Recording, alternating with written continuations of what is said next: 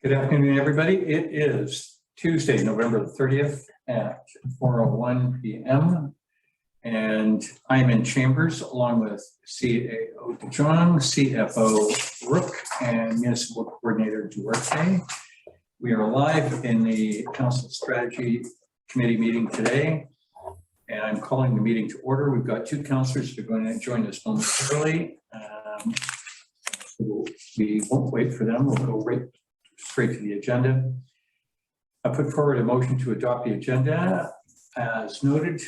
I'll put forward that. Can I have a hand from a councillor for a second, please? Thank you. Could I make an adjustment on it? Yep.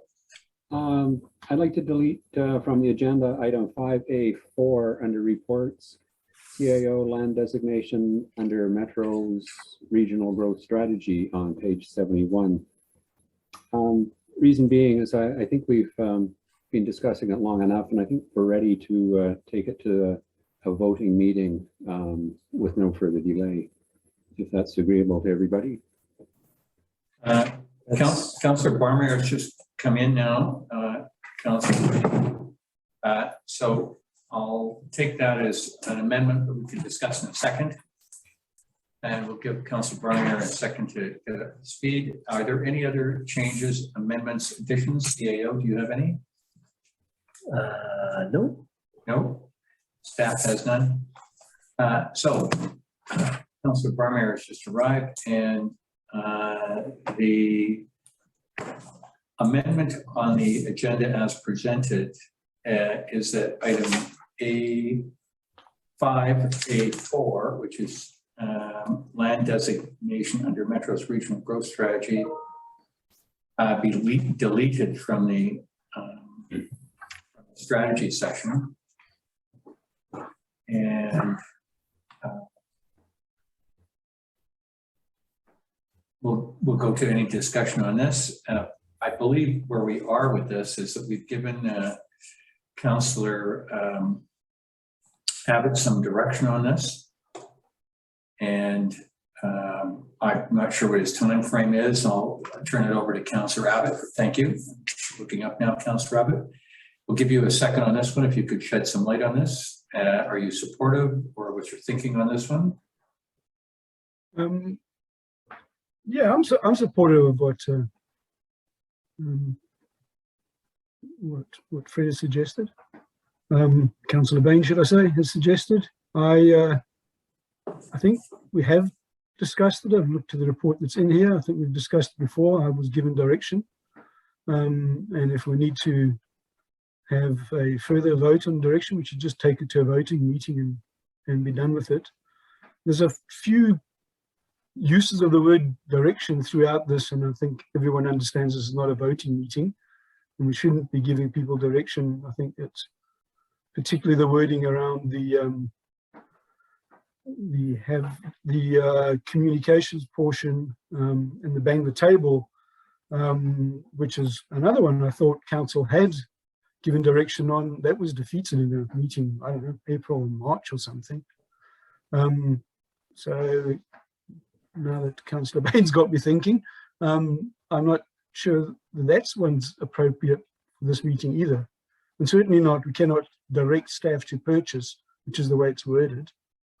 But back onto what Councillor Baines just suggested, I think it makes sense to move it directly to a voting meeting. That's the next step. It was going to come to the December 14th meeting. I think we can do that. That would make sense to me. Just to pitch this, are either of you amenable if we hold the discussion, whatever, I'm not sure what the information the CAO has. This is his piece.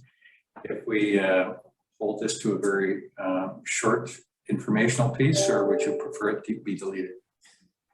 So can I just clarify something that Councillor Abbott has stated, and yourself, Mayor McLaughlin, with respect to the direction that was provided to Councillor Abbott, it was to get clarity on next steps that would be required vis-a-vis Metro, which he has undertaken, and which you see as the response from Metro in the direction report. So that information is there for the use of council to consider.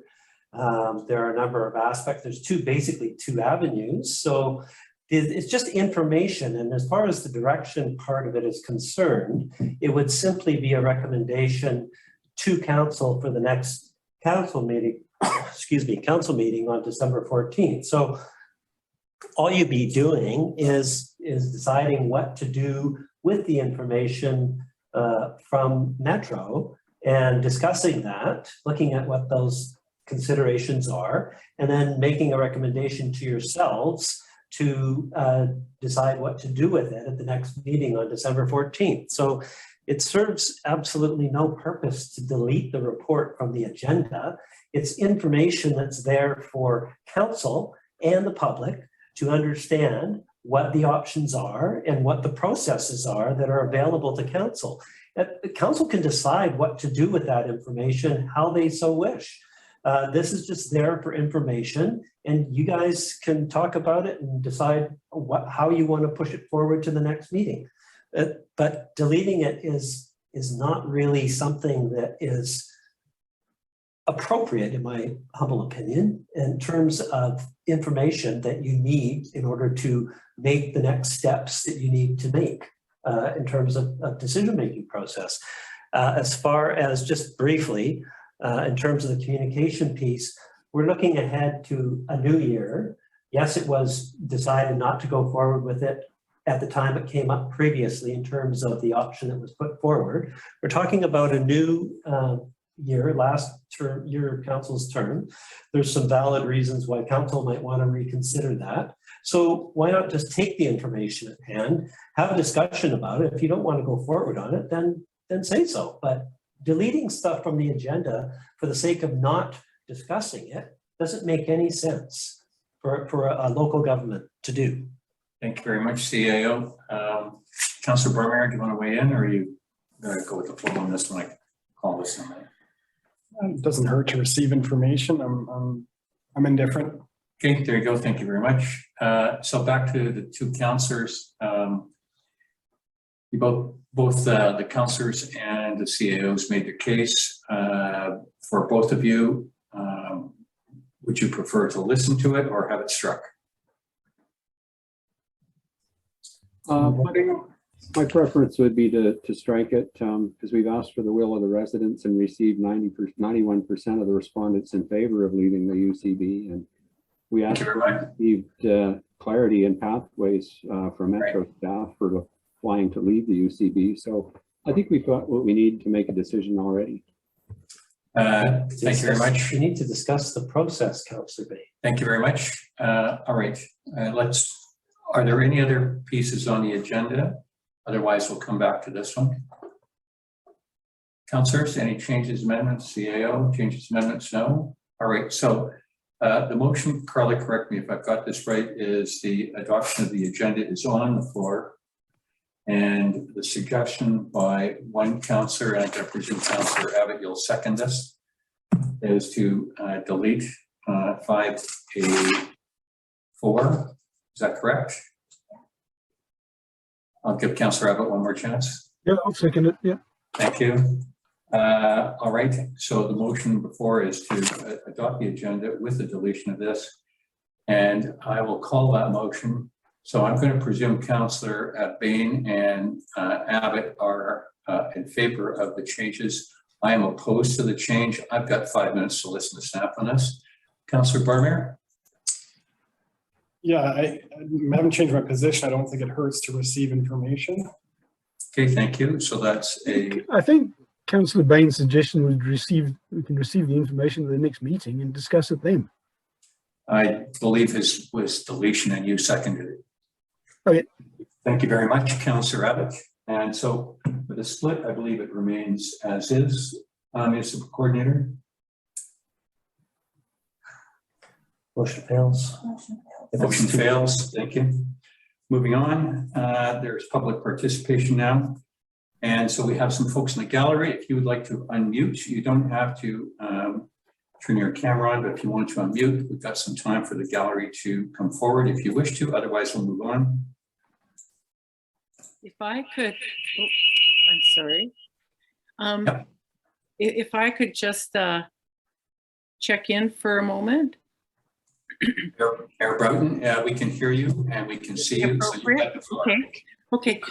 Thank you very much for sending out the prepared copy. I received a call from a community member yesterday and one from a former mayor today, just asking me to review the document, etc. So I'll just be brief at this time.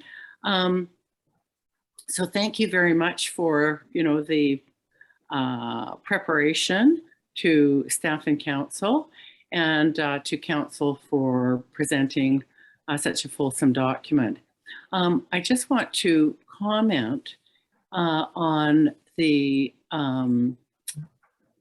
railroad crossing, the suggestion of bringing on a consultant, which I do not agree with, for analysis at Brunswick and Kelvin Grove crossings. They are both dangerous. And let me cite an example, and I'm pleased to give you this resident's name offline later, but a resident that is in Brunswick, and this is just a common thing that can happen, he was just recently almost hit by a railway truck, just speeding right through. And he was, thank you, he was, he'd stopped and proceeded. So we have such a collection of things that we already know in terms of interface at Brunswick, where you stop and then you cross, but you're crossing into a two-way. And then we not only have trains, but we have the trucks speeding along the track. And again, at Kelvin Grove, we know that pedestrians exit the beach park, and we don't want people just driving through. I'll give a personal example on Lyons Bay Avenue the other night, which I shared with Ruth Simons, who's committed to the stop sign staying. And that was about this time of night. It might have been slightly darker, but a woman with a gray baby carriage and with a child about this height, all in gray, including the baby carriage. And I thought, how wonderful that I know I'm going slowly towards a stop sign and at that curve by Mr. Stone's home. And everybody was, safe and sound, may I say. But recently, with somebody who'd stopped at a stop sign and then zoomed through to go down to the marina, while I was coming up, my tendency is to go very slowly. Again, if there hadn't been a stop sign there, he would have just sideswiped me. So these are things that we already are very knowledgeable about. I believe that the Public Works Manager is also very knowledgeable about those. And so I don't support, for two reasons, I don't support the expense of $30,000 for a consultant, but I also don't support a consultant report that might not support the health and safety of the community. Thank you. Thank you very much, Mayor Broughton. And I think just encapsulating this,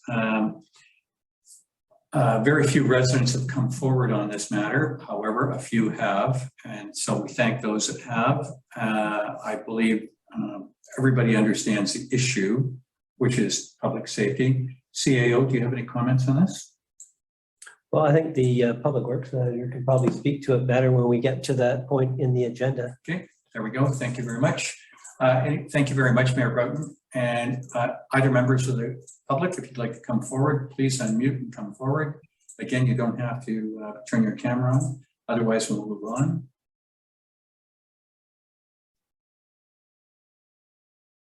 There being none, we will move on. As my two colleagues have mentioned, I'll be more direct on this. This is a unique piece of meeting. It's not a committee of the whole, but it's kind of like a committee of the whole. This is the strategy session that is going to plot the way forward in the initial way before decisions are made on our next council meeting on December the 14th, where we give firm direction to staff. So the essence is that council is substantially recommending to itself for the next meeting what decisions they will be asked to make. So any as it's been pointed out in some of the wording in the documentation here, whereas please don't take the word directions. There'll be any decision made, it'll be recommendation, and we'll move forward from that. CAO, I'll hand it back to you from item forward going forward.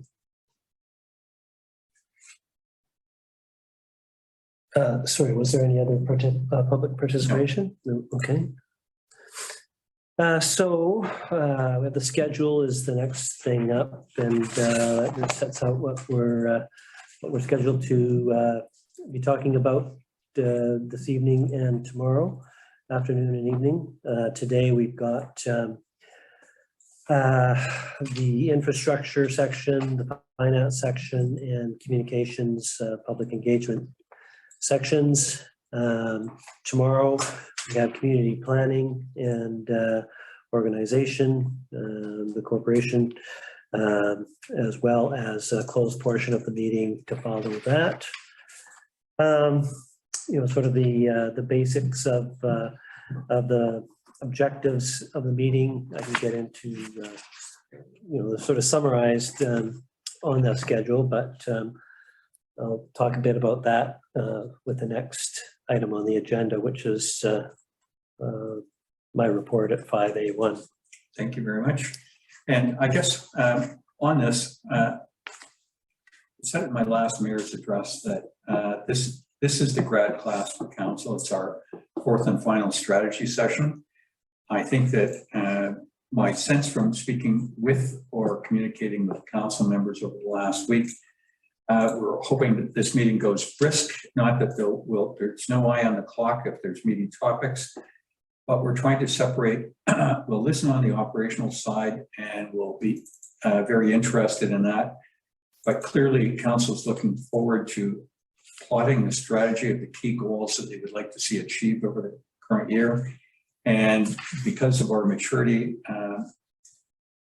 operational issues which come forward through different parts of the calendar year, we're happy with that reporting and making it less of an issue for our strategy going forward. So with that, back to you, CAO, to begin on reports. And given what I've just said, again, no time frame on this one, but as briskly as you can move forward. Okay. So as you can see in the report, talks a little bit about the idea of strategic planning and priority setting, establishing the strategic direction and goals of council.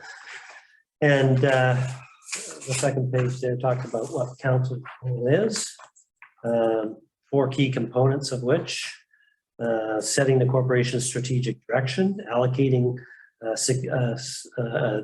appropriate resources, both human and financial, managing risks to the organization, and oversight and reporting. So in order for council or for municipality to be highly functioning, it's important for council to focus its attention on its governance roles and on advancing its strategic priorities.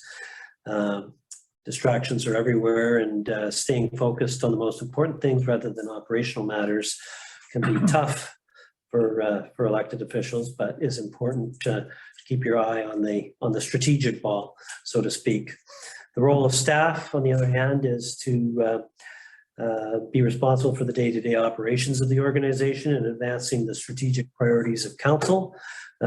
Much of that is eaten up with core work, which generally involves maintenance of facilities and infrastructure, responding to inquiries and processing applications, preparing and processing legislative requirements such as bylaws, agendas, and minutes.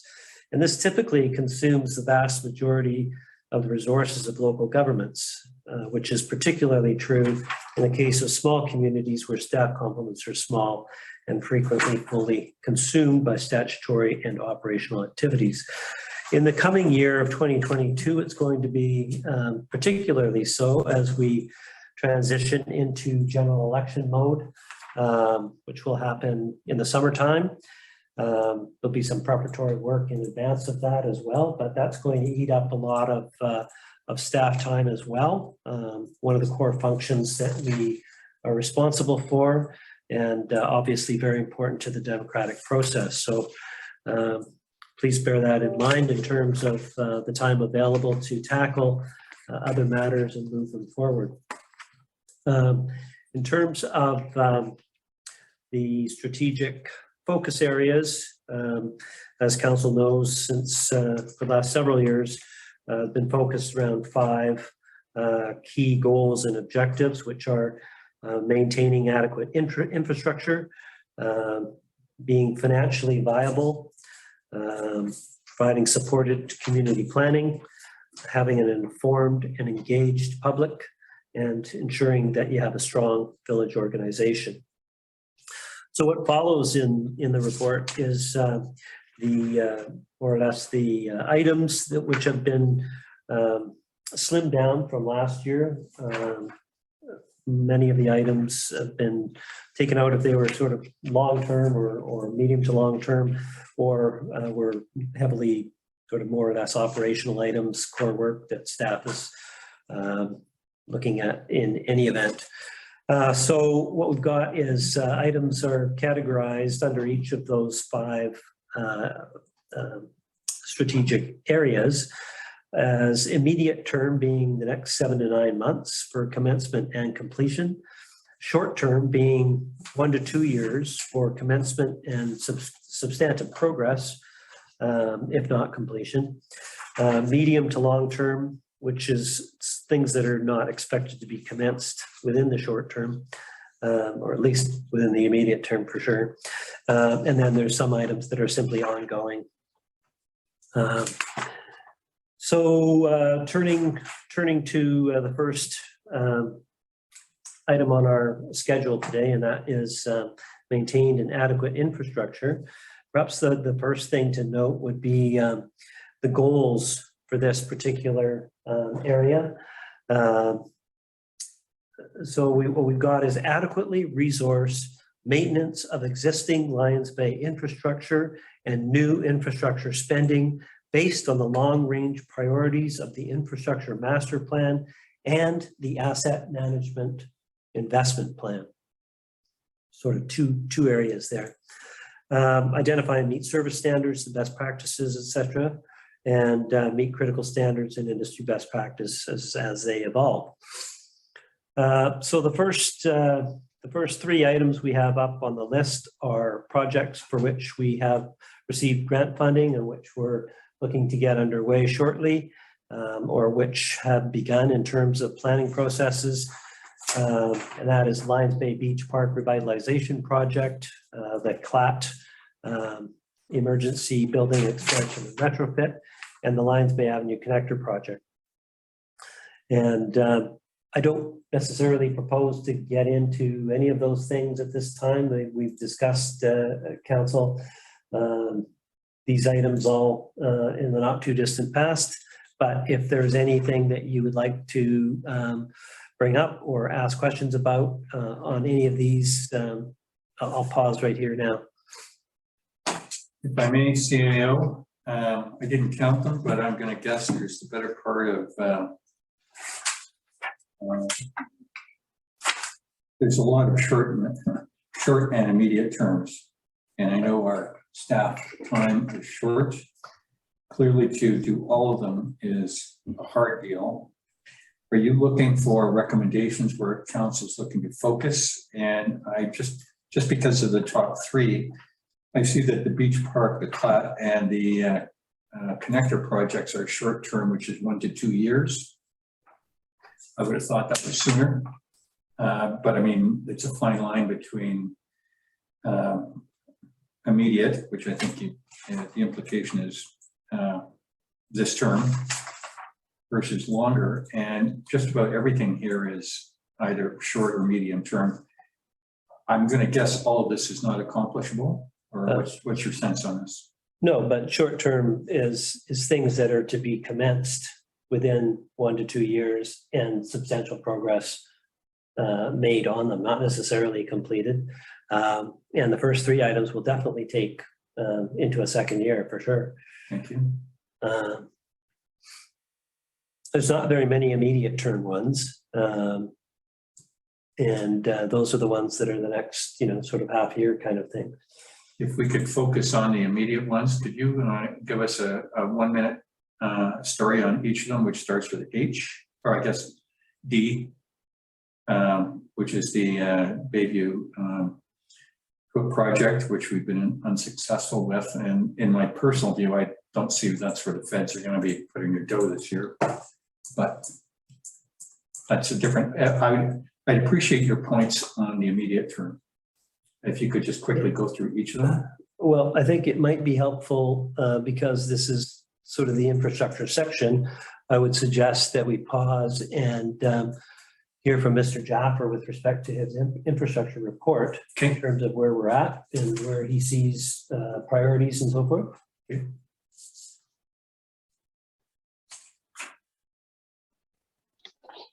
So we're up at number 2 then, Mr. Jaffer. Is that my cue? That's your cue. The report that's presented tonight is a follow-up from the 2020 infrastructure report. Many of the items that are on this in this report were identified in that previous report. There are some changes, and the report's there, and I'm assuming Council and Mayor McLaughlin have read it. So I'm just going to touch on a few of the key points that I'd like to highlight.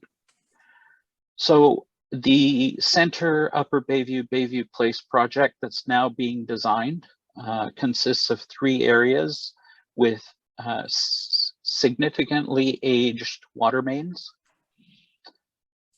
The Upper Bayview area is fed on an asbestos cement water main. Upper Bayview and a small section of Ocean View are the only 2 areas in Lyons Bay that are fed through asbestos cement water main. Recently, research by the National Research Council of Canada has indicated that severely deteriorated AC pipe, asbestos cement pipe, is a health concern.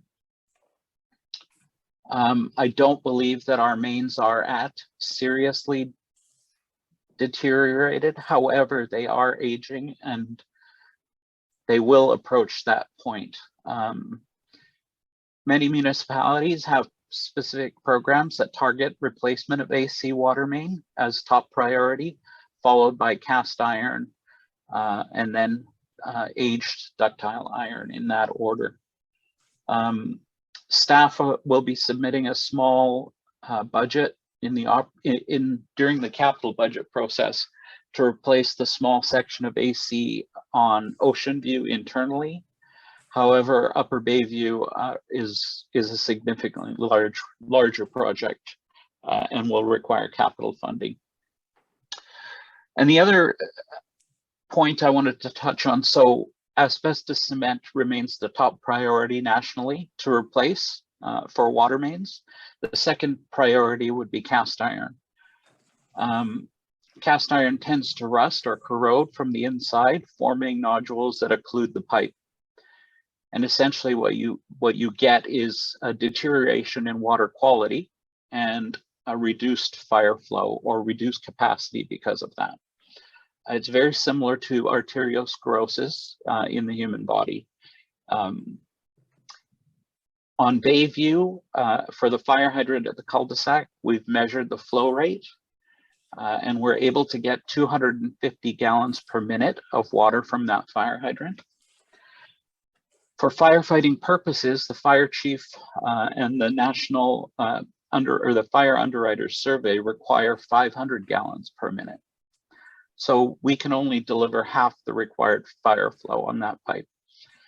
And I suspect that the water main on Creekview and on Highview, the 2 oldest sections of cast iron aside from Center Road, are in the same condition. The other item that I wanted to touch base on is the Scada system. And essentially, what we know is that the system was installed in 2010 when we upgraded our water our water system to UV disinfection. So at that point, the Scada system was installed. The components selected for that installation were older model parts. And currently we have a very tough time finding replacement parts. For example, the communication system is based on the old US robotics modems. I don't know if you remember those from back in the 80s at 56K. That's what's used to communicate between the plants. So it's a significant priority that we don't believe will last for the next 3 to 4 years, possibly 2. We're babying it along. We have noticed this year that there's been a dramatic increase in the failures, communication failures, and shutdowns of some of the PLCs. In the roads area, I'll touch base on former Mayor Broughton's topic, which was the stop signs at the railway crossings. So we've been advised by Transport Canada through their Railway Safety Officer group that the stop signs at all 3 of our crossings are in contravention of the new Transport Canada grade crossing standards. We've been asked to rectify this. After speaking to the railway safety engineer responsible for Western Canada, I've been able to get a suspension until we have a traffic engineer review those intersections. We require that study to support the placement of the stop signs, or to recommend an alternative if Transport Canada does not budge. Essentially, that's where we're at with that. With respect to the rest of the items in the road section, it's pretty straightforward. We have sections of road, Bayview between 200 and 241 that are in dire need of repairs.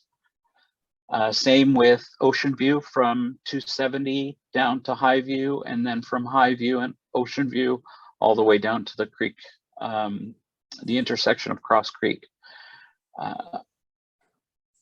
What we're talking about is paving that will be either ripped up for water main installation or for drainage repairs after the fact. But they're like Upper Bayview. We have to do something, and we have to do something urgently, and we can't really delay it too much longer. It's going to, and it does affect Ocean View, does affect our ability to plow and clear the streets properly already.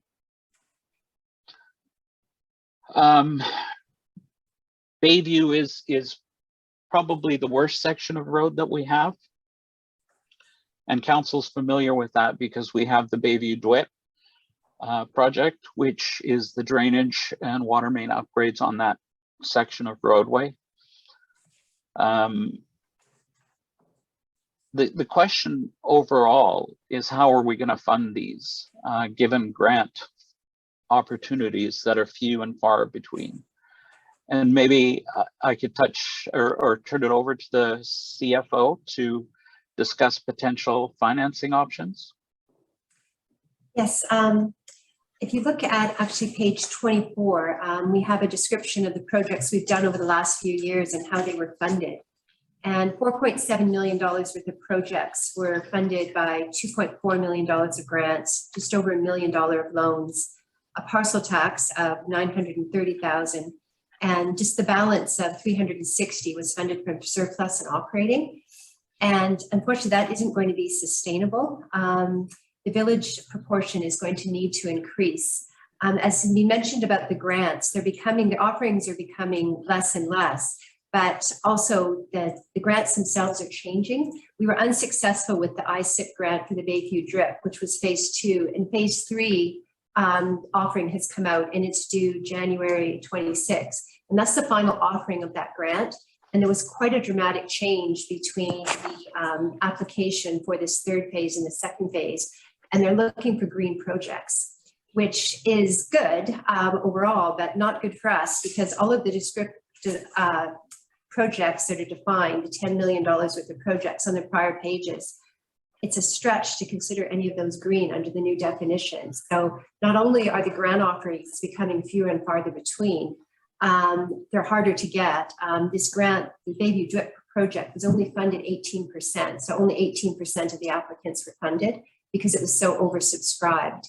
And so just between these lower offerings and the fact that these projects aren't going to qualify for some of the grants, and also just so much, even if we were able to apply for a grant a year, we're not going to get them all, and it still wouldn't fund all of these projects. So this was sort of a heads up of something we'll be talking about when we do the budget process. These projects that have been defined in this report will come back as part of the budget, and we'll just talk about ranking them and which ones, set a priority for the next 5 years of which ones we will have to do in what order, and we have to discuss ways to fund them, which really will continue to pursue any grants available, but also loans, and the village share of these projects will have to start increasing through a draw from reserves, but also looking at ways to replenish the reserves. Can I ask a question, Sam? So I understand the green aspect to the grants, and I wonder if wasting water, is there a way to that would be considered wasting water is generally considered not green? Yes.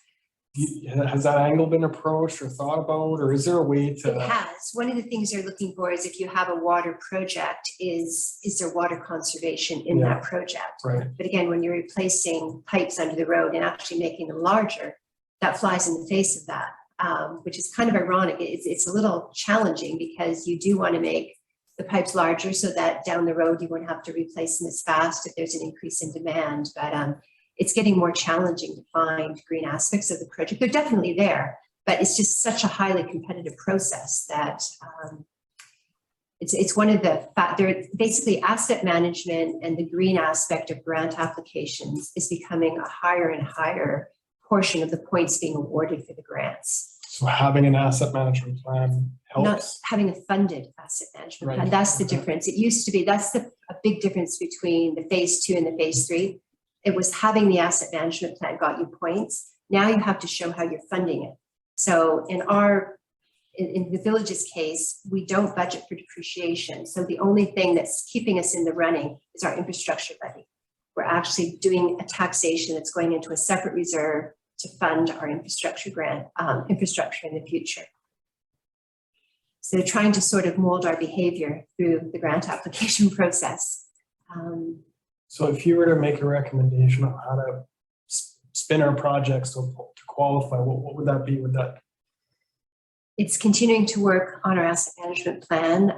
Hopefully in this budget round, we can start budgeting for a portion of depreciation, and just trying to look for ways that we can make some of these projects greener. But the inherent nature of these projects, replacing roads, replacing pipes, there's not a huge green nature to that. So, and then there'll be other grants coming for, other smaller projects that we can make green, EV chargers, solar panels, things like that we've talked about for the hall. But these core things that we've identified that are critical infrastructure, we're at kind of a turning point now that we have to kind of ease up on some of our reliance on grants. Like my 5-year plan has always included us getting 2 to 3 grants in the 5-year period. And realistically, I don't think I can put that in our 5-year plan anymore. Thank you very much, CFO. Councillor Abbott? Yeah, a couple of thoughts. Kind of like where Norm was going. We can get a little creative about reducing water being something that's green. If you link these projects with the capability to meter water, and I know that comes with a whole lot of other, a whole nother discussion, the pros and cons of that and the effectiveness of it, but maybe that's one of the things you could suggest, because I think it's someday someone in a higher authority is going to force everyone to meter their water at some point, but that's a thought. And then other grants, so the clean water, wastewater type grants, so there's none of those coming down the pipe as far as we know, Pam? Well, Peter? The only grant I'm aware of is the third phase of the ISIP grant, which we'll be applying for, and they have made it clear that's the final grant from that phase. So there's definitely money being put aside. They've shown us the next 5 or 6 years how much money's coming. It's just the grants are changing. And don't get me wrong, we're still going to apply for all of them, but they're just getting increasingly competitive. For example, it was only 10% of the recreation grant, Lyons Bay Beach Park grant we got that was funded. This one was actually higher, it was 18%, but just highly competitive and just getting, even the asset management portion of these grant applications, it's going to be in all grant applications, and it's getting challenging because it's like they want evidence that if they give us a grant for a project, when that project is at the end of its useful life, we have to provide evidence that we're putting aside enough money to have enough money to replace it at the end of its life. Like I've had to do a whole final report for our last grant, the water tank. I had to do graphs and show all of our water infrastructure and show how much we should be putting aside every year to fund it. And I know the next time we have a grant final report, they're going to want evidence that we're doing that. And we're not right now. No, we're not the only municipality in this boat. Many municipalities aren't doing that because, we've got limited resources. I mean, one can understand why you asked to do that. That makes sense. So one can understand why they ask us to do that. I mean, of course. It seems to make sense. Shell out money, you just have to shell out more later. We've got to demonstrate responsibility. The other couple of things that come to mind, and I know we took one run at it before, but I really think we should consider taking another run at the rural dividend program type grants. I think rural communities seem to have access to a lot more grants, a lot of options on grants that we don't. And I know we tried once before, but I really think we should take a good hard run at that. And maybe after the urban containment boundary discussion, we can hook some of it onto that. But certainly the fact that we don't get any services from Metro has to put us in a different category. The other Metro organizations don't have to do all this on their own. We're the only one that does, well, us and Bowen got release. So I think we've got to take another charge at that somehow with support from Metro and see if we can get a foot in the door there. I think that's one of the key strategies we should do going forward. The other thing that comes to mind is I think we need to go back to some of these projects and see if we can de-scope them. I hope this next design now has no bells and whistles, because if we're funding it, we need to find the cheapest way to take away the hazard. If the hazard is an asbestos pipe, we can't afford to add on all the other things that make life better. And I get sometimes better is also easier for staff and therefore cost effective from that point, from operations point of view. But maybe we have to take a hard, tough look at it and say, from a CapEx point of view, we can't afford it.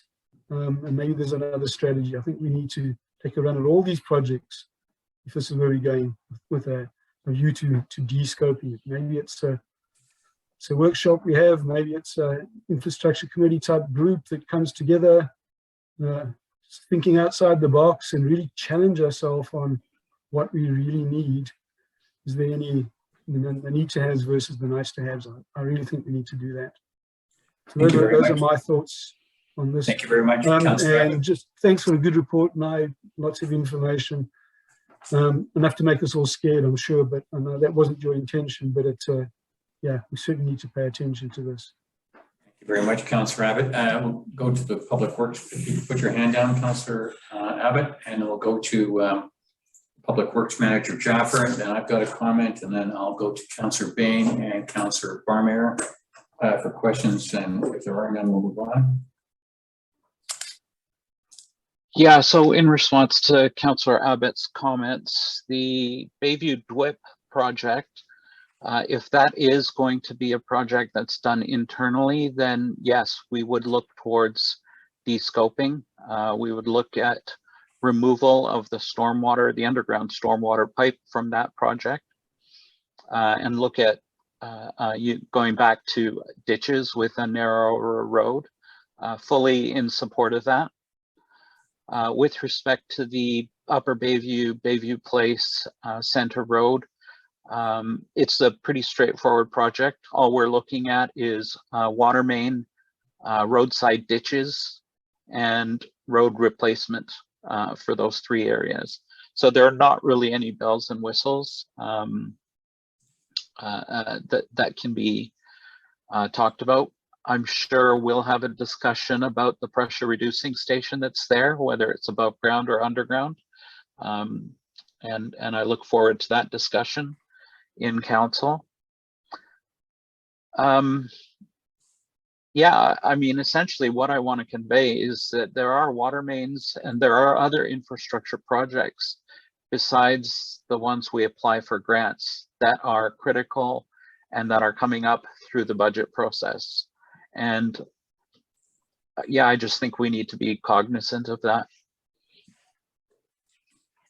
Thank you very much, Works Manager. Hate to be a sad Susan on this, although I see we have a Susan in the gallery. I'm not a believer in election budgets. And by that, I know that from the other municipalities within the Federation of Metro and outside and rural, it's that time of year where people are thinking about election in September. I don't view Lyons Bay Sitting Council in that view. And I would recommend that our councillors have a good hard look at ourselves. And by periphery, I ask our residents to do the same thing. If you look at how other people see us, they see us as wealthy. We are the fourth wealthiest community in the Metro Federation by a sliver compared to the top 3. Our housing price at an entry level of something in the range of 1.6 or 1.7 is probably the highest in BC. What other people see is that we are self-sufficient. We do our own sewage largely. We do our own water largely. We do our own fire department largely. We use a transient police force. What I believe other people see us when, and I'm thinking of senior government, is they see us as taking charge because of our infrastructure levy. You see us selling assets to fund our stuff. What I see in the horizon right now is not a glimmer of hope for us in the next year or two. When you've got small communities, large or small, and I'm thinking more rural, I'm thinking Merritt, I'm thinking Lytton, I'm thinking of all these small burgs in the Fraser Valley, we're talking being wiped out. This is where federal and municipal funding, in my view, is going to go. To make things a little better in Lyons Bay for a major infrastructure project is likely not going to happen. Sometimes the public thinks just winning grants is an easy deal. We compete against over 3,000 communities in Canada for every grant that we apply for. And when I look at what we've done with our recent success, we won the CLAP retrofit, which is a great win for us for $500,000, and it's a need to have. Beach Park, nice to have it, and I'm quite candid with that. The connector, a nice to have too. So I think we're going to have to look at ourselves as how are we going to fund this, not how anybody else is going to fund it. And this idea that we're going to tap into a rural fund is extremely naive because the rural fund is exactly the cities I've named. And they're going to compete and they've got a much more desperate need than we do. So we're going to have to look after ourselves. While I'm painting a picture of gloom, all the wins that we've had, we're going to have to fund this year before we get $1 back from the feds or the province. So that's a little under $2 million that we're going to have to fund ourselves here. So I think that I'm looking forward to the budget process, but I ask the council members to have the greatest degree of sobriety when we're looking at our wish list, what we want to do. Yes, I get the part about thriftiness, but I think it's about what we can do and when we can do it and what is the most important. Thank you very much. CAO, our Public Works Manager, do you want to close or shall we go to Councillor Bain if you've got any questions? And I'll go reverse through the other councillors if you'd like. CAO? Oops, sorry. Councillor Bain?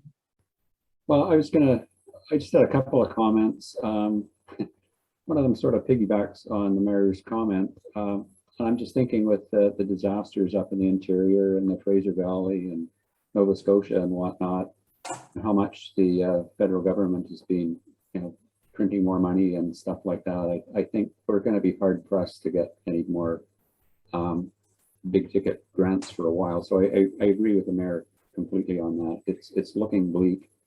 But I think we're going to have a hard look at each time we send out for consultation and all this sort of stuff. I think we're really going to have to watch our dollars and tighten our belt in many ways and think creatively to work our way to do anything pretty much in the next year. But well, I have confidence we can find a way. So all the best to all that are working at it. Appreciate it. Thank you very much, Councillor Bain. I guess really back to, before I go to Councillor Barmier and then to Councillor Abbott to close on this section. This is not a budget section, and we're not trying to pick where council wants to go. We'll wait for staff's recommendation for that in January. But as Councillor Abbott mentioned, I greatly appreciate the detailed work and the estimated costs on this. Thank you. Councillor Barmier, comments, close? Yeah, I have some comments, and I think it's, to Pam's point and the next phase of the water grants being sort of tied to green initiatives. I think we need to, as a council, keep our thinking caps on and stay creative, because there are ways to harness that energy. We have the advantage of elevation in our favor. Our water intake is really high up. There's tons of potential energy there. There's lots of research in micro turbines. BC Hydro is opening up to feeding into the grid. So there's revenue potential. So to just sort of roll over and play dead and say we can't turn our water grants into a green initiative, I think is a little short-sighted. I'm not saying we'll be able to hit the target, for January submission on a grant like that, but I do think we need to stay creative, and I think we have some opportunities here to make our water infrastructure upgrades green and in fact generate some revenue out of those. So keep an open mind and keep the pressure on. Thank you very much. Councillor Abbott, Public Works Manager, and then Councillor Abbott. Yeah, really quickly in response to Councillor Barmier's comments. We did talk about water conservation in both our grant applications for the Bayview Drip project. I was involved in the installation of micro turbine at Eagle Lake for West Vancouver, where we sold power back to the grid. Over the course of the life of that, we basically broke even on that cost. It was grant funded, so there is an opportunity to do that. With respect to water meters, basically the federal government has removed water meters from their grant programs. Prior to the clean water wastewater, you could apply for meter funding for metering a community. However, that's been removed. You can no longer apply for metering a community through grants. Thank you very much. Councillor Abbott? Yeah, just touch on a couple of things. I'm not ready to roll over on this idea of other grants. And I understand that those grants aren't eligible to anyone in the Capital Regional District or in Metro. However, Bowen Island's not particularly poor and they got an exclusion. Salisbury Island isn't, well, I think one side of the island is more wealthy than the other, but they're not exactly paupers either. They got exemptions. So I'm not ready to roll over on that one. I think we need to take another shot at it. And I had another thought and I've forgotten something I might have just touched on. Yeah, sorry, I've forgotten my other train of thought. Anyway, let's move on to something else that might come back to me. I think Councillor Cunliffe's dialed in, by the way, but I don't know if she can speak. Are you done, Councillor Abbott? Yeah, I'm done for now. Are we moving? Are we going back to the list of projects again, or are we off this topic? Yeah, back to the list. CAO, what's that? Yeah, back to the list. Back to the list in a second. And actually, Councillor Abbott, I know you were thinking about something that you were going to bring up. I'll give you a second before I go back to you for one last chance. And I'm looking at page 20 of 158, dead center. And this is in the road section, and this is for the Public Works Manager and the CAO. And this is something Mayor Broughton brought in her 2-minute address. Excuse me. And this is to deal with the rail crossings. And $30,000 is a relevant amount. And basically, if I've got the thread of it here, we've done our crossing work. The signage is being dictated to us. Council is opposed to that dictation. Staff is opposed to the dictation. Staff has followed council's direction to oppose it. A few of the public who are in the area are opposed to it. And there's this $30,000 number to do the traffic piece, which Mayor Broughton can be opposed to it all she wants. However, I guess that's the point I'm asking to the CAO and to the works manager. Without this study, it's just a go, no go. We've got no defense. What's this? Give me the plain story as best you can. So Transport Canada will review any information presented to support our case by a traffic engineering study that shows that the stop signs are required to control traffic at that intersection. That's pretty much it. So we either get a traffic engineer to review and say, yes, those stop signs are required, or no, you can mitigate the intersection by placing a yield here or a crosswalk here or whatever. But basically that's what Transport Canada's rail safety engineer for Western Canada is looking for. I'm just noticing that the report actually says for Brunswick Beach and Kelvin Grove, but I think that was intended to say for Brunswick Beach and Lyons Bay Avenue. Sorry, yes, for Brunswick Beach and Lyons Bay. And the preliminary estimate for each crossing that is covered is 15,000. So we've only listed the two that have more or less the three-way component to them, and not Kelvin Grove. So that would be, you know, if it was desired that we pursue the same thing for Kelvin Grove crossing, we would need to up that by another 15,000, just to be clear. My apologies to the CAO. I haven't talked to him about this, but essentially what I intended to do was issue a request for quote and have the Kelvin Grove crossing as an option. The numbers that I received for the other two are conservative, highly conservative. So there may be an opportunity to get all three done for that amount, but we won't know until the request for quote is out. Thank you very much. Back to Councillor Abbott and then Councillor Barmere. Yeah,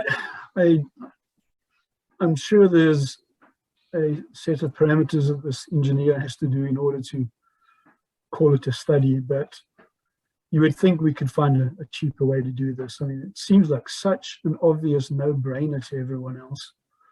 And I really find it a battle to find it how CNN would protest if we come up with some justification, even if it isn't backed by $10,000 worth of traffic surveillance to work out, you know, the numbers. I hope we can find a cheaper way to do that, and you know, far be it from me to suggest that we just, you know, just ignore the demand and leave the sign, because it almost seems like it's so obvious we should do that. Anyway. Councillor Abbott, if I can override, I think all of us have come to that stunning realization that this is a big bucks, and there's no guarantee of the win here, by the way. So I think I've shot our bolt on this one. We're leaving it with staff, and I think council's view is known. Well, but what I wouldn't agree to do something just for cost that it hampers safety. I think we have to do the right thing. We have to make sure that it's safe. So we can't factor that into it. It just seems ludicrous that we've been asked to spend this money on a traffic study when, I mean, it's just so obvious. You know, hopefully one of the consultants will be a little creative and not be looking to make a big project out of it. And we can get something that's reasonable, that has a suitably qualified professional that can put his stamp on it. I will add that the the grade costing regulations are national across Canada, and they involved a considerable amount of study for safety and for engineering. So, yeah. Okay, thank you very much, Works Manager, Councillor Bromere, and then Councillor Bain, and then we'll go back to staff. And I've got my eye to the clock where we want to go on this topic. I just wanted to clarify, Councillor Abbott, I just wanted to clarify the use of the word obvious. It's obvious that the study is expensive, or it's obvious what the result of the study will be? I think it's obvious there's a safety issue with removing those signs. Okay, so that's the part I think we need to be really careful about, because who's liable for that decision? I don't think that's a council decision. I think that requires technical expertise. So I'd be really careful about weighing in on the technical merits of that decision. I would argue that Transport Canada could produce a report that would talk about the merits of whether a stop sign is safe or not, or what the other considerations there are. But I think we need to be very careful on that front. I would argue that a $30,000 study feels like overkill when there's clearly documentation that Transport Canada holds that has, led them to make this order to remove a stop sign. There's got to be evidence there already. So I'm struggling a bit with the $30,000 number, but I'd be very skeptical to come out and say that council's an expert on rail safety. I would oppose that. Thank you very much. Councillor Bain, well, any last comments? And then I'll go back to the CAO and we'll move on. No further comments for me. Thank you very much, CAO. Let's finish on this topic and move on. Sorry, you want me to go back to the list? However you want to do that. I think we're doing a non-budget thing, but I'm trying to follow up the agenda too. Okay, so the next item on the list was PRVs, which was covered off in the Public Works Manager's report. There are about 3.3 million worth of PRVs to be replaced. He talked about the water mains is also the following item on the list. We get down to item G, source water protection plan, which I have listed as short to medium term. So a source water protection plan is something that we are required to do by the Drinking Water Protection Officer as part and parcel of our ongoing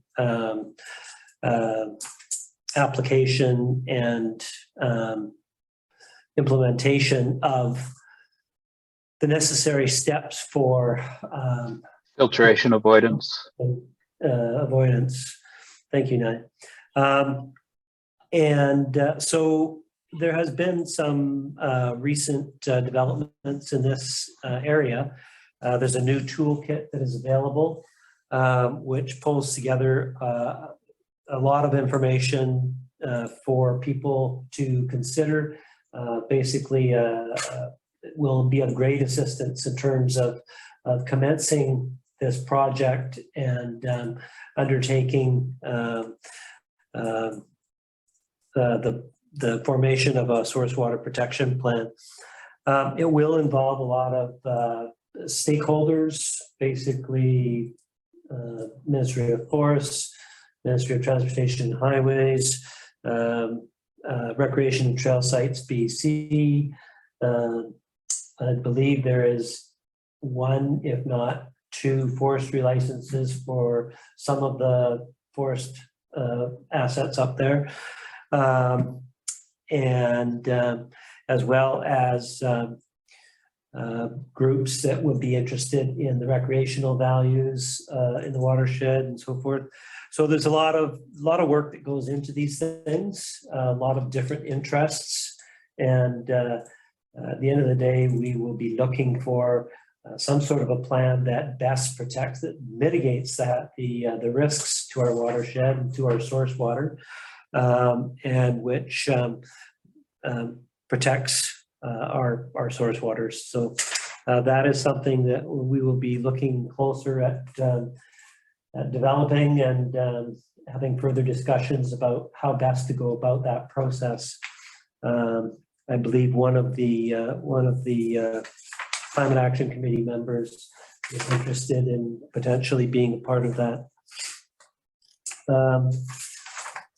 Any questions on that before I move on?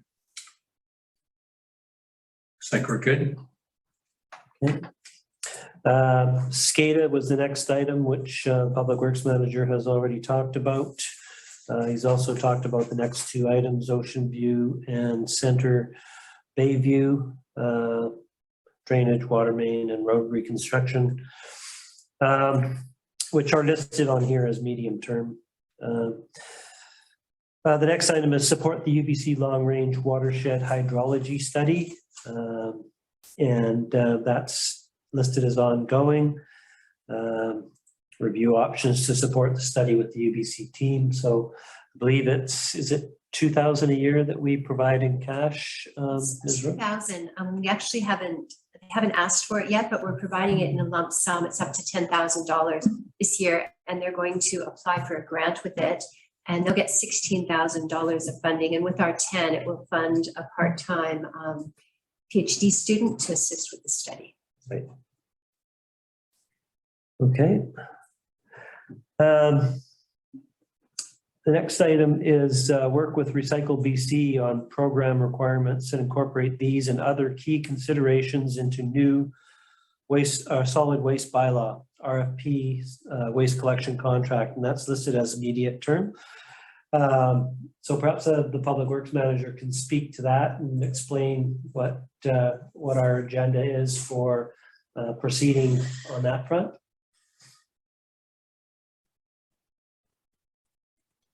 So initially, we need to work with the current contractor to develop a transition plan to Recycle BC's program. Once we have that transition plan implemented, we will be onboarded by Recycle BC. At that point, we'll have all the information required to prepare an RFP to go out.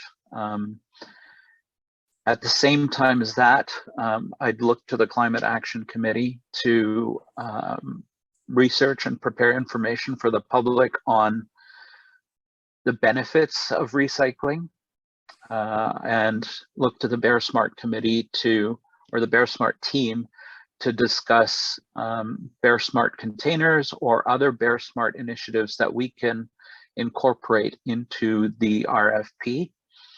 I know that the District of Squamish and the municipality of Whistler, the resort municipality of Whistler, have been very forward thinking in those areas, and we have copies of their RFPs that we can share with the committees for their review and generation of ideas.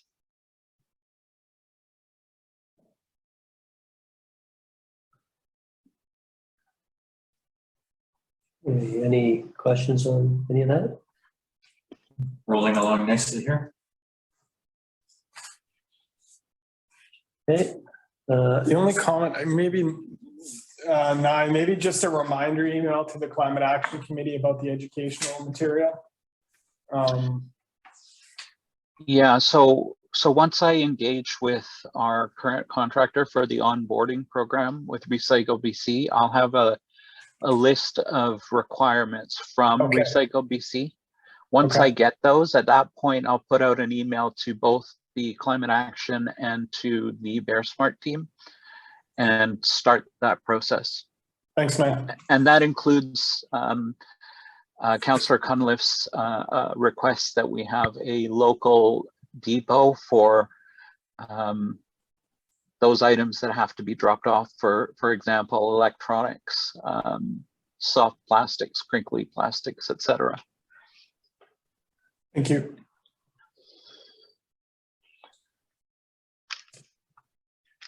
Okay.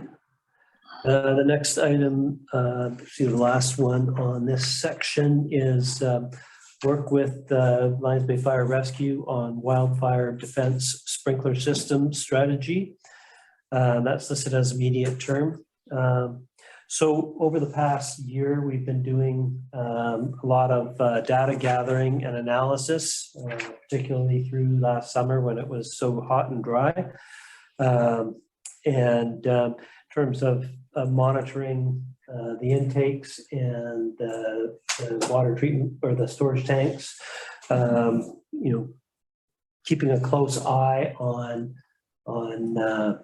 our daily and weekly water draws, supply and demand, doing some projections on demand, utilizing a sprinkler system. There's a couple that are available on the market, and one that's particularly geared toward fire departments and setting up strategies to defend communities. So we've got some more work to do on that. We're going to be continuing with that, revisiting that, and ordering some sprinkler heads to do some testing on potential options for what that looks like, and working with the fire department on doing that. So that'd be a joint public works and fire department project. Any questions about that? Thank you. If I have this right, and I'm going from multiple sheets, CAO to John. So off the agenda, I've gone back to the secondary agenda, which is the timeframe piece on the infrastructure. So as I understand it now, staff have gone through, discussed each of the potential priorities.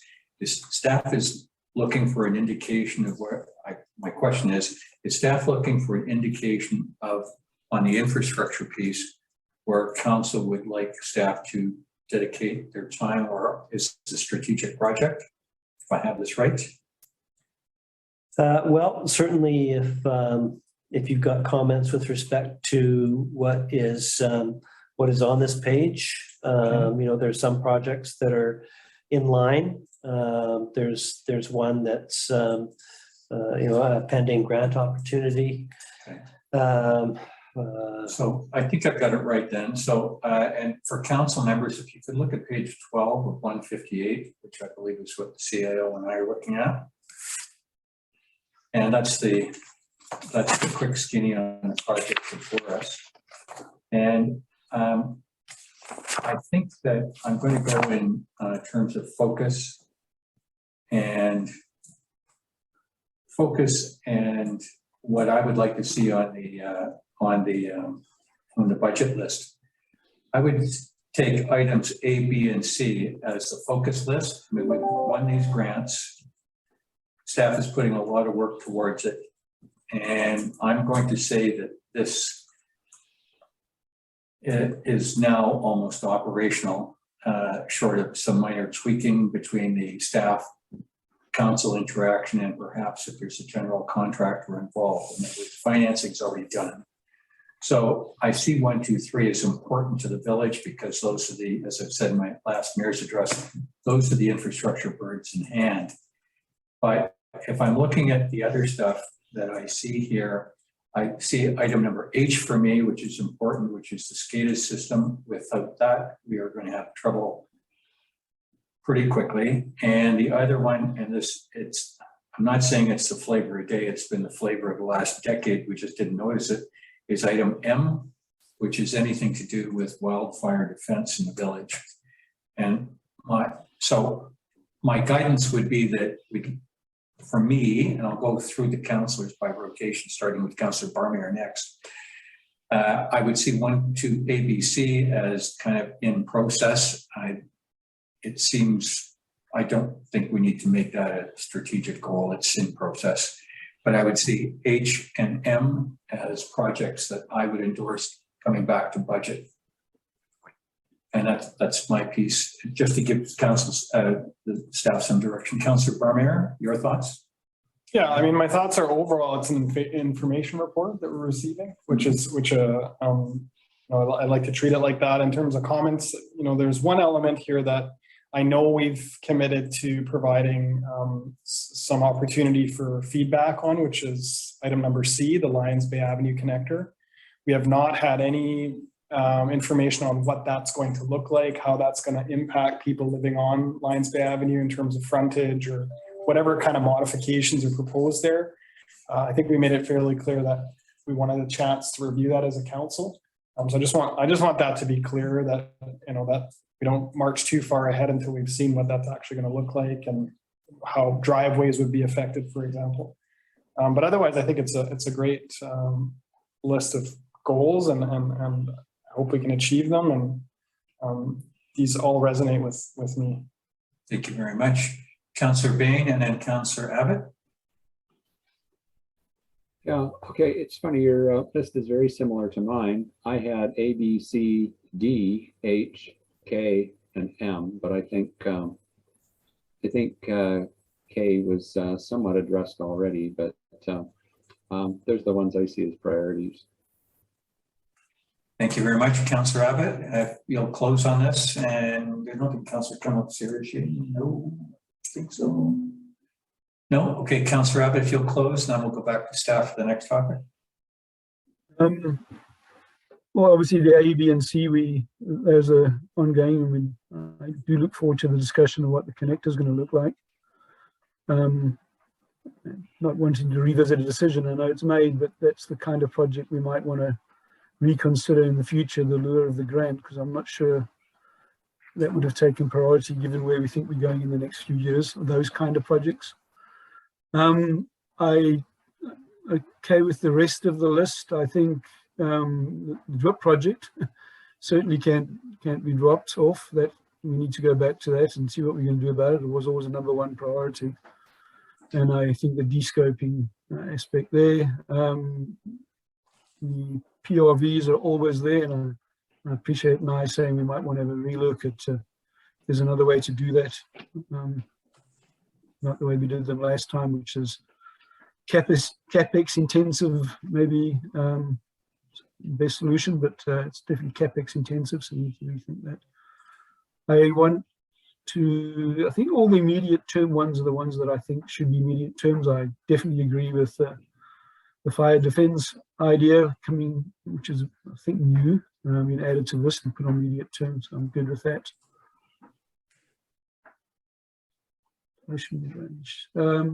Yeah, I don't need to rearrange anything else. Pretty much I think we've got it in the right way. Thank you. And I think for me, and the two pieces that I'd said, which was item H and item M, are budget pieces that I'd like to see come back. I think on all of these are important. They certainly are. But many of these are being worked on by staff or simply are vision targets that probably aren't going to make it past the budget floor. So I think CAO, do you have a good direction from council on where this should go for the next budget session? Yeah, I mean, like you say, some of these things will come back for budget, particularly with respect to water mains and PRVs and such. Settling on a grant application will come to the next meeting, and you know, the recycle VC thing is something we simply have to do. So it's work that we're going to have to proceed with. Not really a budget element to it. Okay, thank you. And just if I can have you give me guidance here. I'm working off the agenda, but also working off the timeline for this evening's stuff here. And the next piece not on the agenda, but was the financial piece, which is page 13 of 158. And why don't we segregate to that, and then we can go to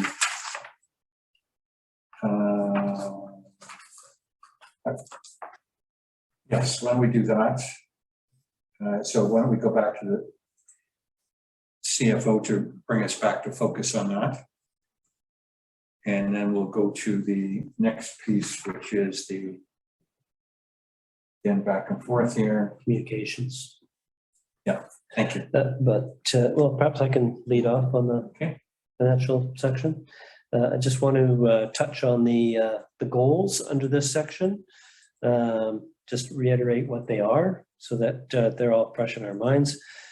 Firstly, ensure the municipality has adequate long-term financial resources to sustain core work and strategic priorities. Secondly, pursue a capital reserve policy to meet the requirements of a comprehensive asset management plan. And thirdly, utilize grant and debt funding for spending on new and replacement assets for future generations and eligible funding for operating costs and addressing the infrastructure gap. And with that, I'll just hand it over to the CFO. I think we've discussed some of these already. Apply for the suitable federal provincial grants. Currently, the one we'll be applying for is the ISIP Green Infrastructure Environmental Quality, Phase 3, the final phase. And we're just finalizing a recommendation on what project, and that would come to the December 14th meeting. Working on the purchasing policy and trying to incorporating climate action committee recommendations to that policy. And we anticipate that being done in the next month or two. Continuing work on the asset management investment plan. We have a grant application that's been outstanding for almost a year, an FCM grant, and I've just found out this week it's under review. They've contacted me and they had some questions about the grant. So hopefully we'll be receiving a decision on that in the next month, which is good timing for the budget. And then the next one's development. I don't know if we pass that back to the CAO. Land sales and.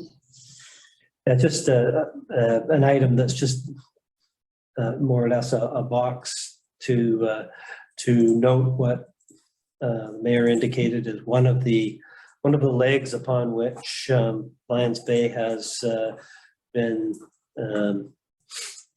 utilizing to help support spending on infrastructure needs and so forth. Not sure that there's much to talk about there at this juncture. I think the potential, let me just quickly note whether or not that is touched on ahead.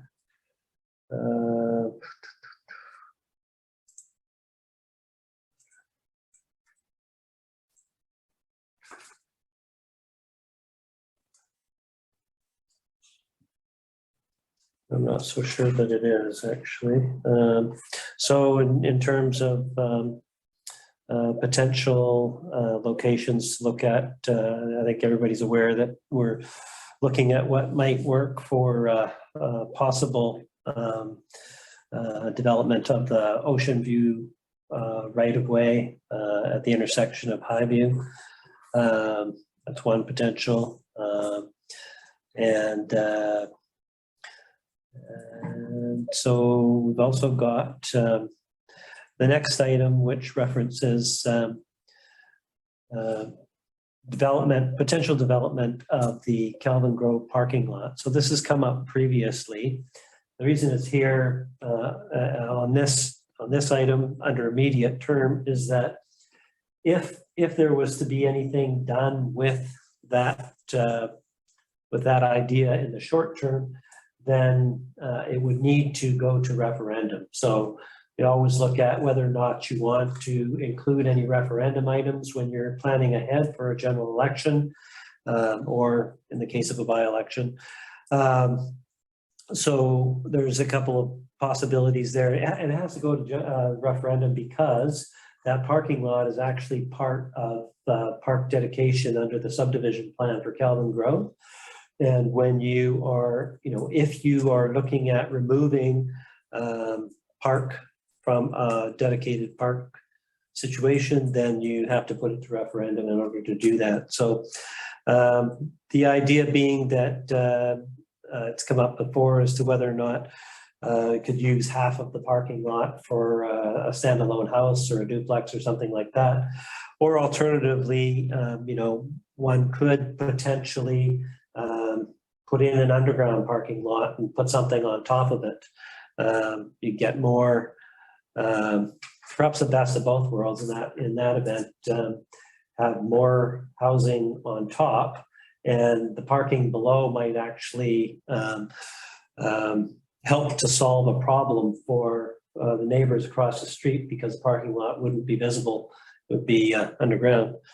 Just an idea, but if council wants to look at that as a potential option, then my suggestion would be that we undertake some extensive community consultation on the idea first. And then with the results of that in hand, determine whether or not you want to put that forward as a referendum item. It might be something, you know, if there's no urgency, no rush, and no clear-cut direction that council feels coming out of the preliminary consultation, then it might be something that you want to push down the road in any event to, you know, perhaps save it for a future point in time where it's not attached to a general election. Sometimes it's best not to have things as election issues, but certainly there's opportunity there for extensive consultation and then potentially a referendum. Just some thoughts. Thank you very much, CEO. I'll go first if that's all right, and then we'll reverse the order. We'll go Councillor Abbott, Councillor Bain, Councillor Farmer, and Councillor Cunliffe. So this is, again, just to focus on this, it's on page 13 of 158 on financial viability. As per my comments on the previous list on infrastructure, I see this as ongoing operational planning that's just going to happen. I think on the strategic things that I would like to see be in process in 2022 is item D, which is the road closure, specifically our road end at Ocean View and Highview, which there's been somewhat of an overture. It's parked for now, I guess, lacking a better word. But I would hope that in the new year, very early in the new year, the CAO would come forward with a recommendation for that. As for item E, which is the redevelopment of the parking lot at KG, I think if we're going to move with the potential development in the area, that I think going to referendum, and I understand why, to put that into a development opportunity and sale opportunity does not resonate with me, and I would not ask staff to put their time to this. And you know, the years move by quickly, and I think if we were to potentially sell the Ocean View lot and work on other opportunities within the village, I think the parking lot can stay as it is for now. That would be my comments, and I'll go to Councillor Abbott, Councillor Bain, then Councillor Barmer, and finally Councillor Cunliffe. And Carla, can you move the picture in the room so our new arrival can be seen by everybody, which should be unique. Can you see her? Oh, there she is. She was here the whole time. She's here the whole time, yes. I got cut off somewhere on the upper levels and could not dial back in. There we go. Councillor Abbott, sorry.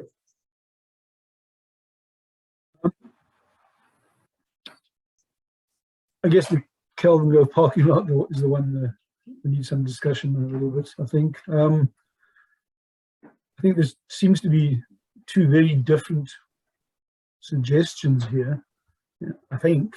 You're talking about removing, if you're talking about having a referendum that involves significant densification in the underground parking lot, because I'm not sure how you would pay for an underground parking lot any other way. That doesn't resonate with me, and I think we've asked this kind of question often enough to know the answer we're going to get, and I don't see that as going for a referendum now. I initially thought the idea was of creating a single family residential lot out of half of the parking lot. Thought that was what maybe I just assumed I'd heard that, and maybe that wasn't ever a suggestion. I think that's a very different question, but I guess we still need a referendum because it's a park, not because it's zoning. So I don't know. I think on the formal question, I see no reason to go to a referendum. If we think there's some benefit to create a single family lot there, and that does have some reasonable kind of return. And we have to have a referendum, then I guess we could do it now. But I definitely don't think we need to go into a high-rise or multifamily residential proposal there. I just don't see that resonating. To the other points, Councillor Abbott? Any priorities there? No, I think, we've got the immediate terms and the short terms. So, those are the ones we're going to focus on. The way I understand it, immediate term, it requires budget is coming to us now and possibly short term. So I guess I'm okay with that. Seems to be the right priority or sequence. Thank you very much, Councillor Bain. Yeah, this one I've highlighted A, B, and C, largely to do with the fact that we have a very short year approaching us, and I think I don't want to overload staff or anything trying to get things done that aren't reasonably achievable, and I think those are achievable goals. So I would want to emphasize that. Thanks. Thank you very much, Councillor Barmeyer. Yeah, I mean, I'm a big fan of revenue generation and going after all the grants. I think we should continue to focus on that. So, in terms of what's on the list here, A, B, and C are in a way low-hanging fruit, and any grants we can get is a good grant. But I also think H, looking at being creative about additional sources of revenue should always be on the top of our radar. And whatever that looks like, there's lots of opportunities out there, and we just need a creative, some creative minds on it. So, yeah, continue to go after grants and always look for additional sources of revenue. Thank you very much, Councillor Barmer. Councillor Cunliffe, again, we're on page 13 of 158. Yes. Yeah, I would agree with everything that was just said, and I don't consider that a referendum for Pelham Grove parking lot is a priority by any means. Where are we exactly for the relocation of the public works yard? Soft discussion with the province still. So still. But it's been pushed on in the summer thanks to the endorsement of one of the ministers supporting us, but it's trench warfare. So it's ongoing. Ongoing. But yeah, A, B, C, I agree with Councillor Barmeyer. We should be always looking for additional revenue.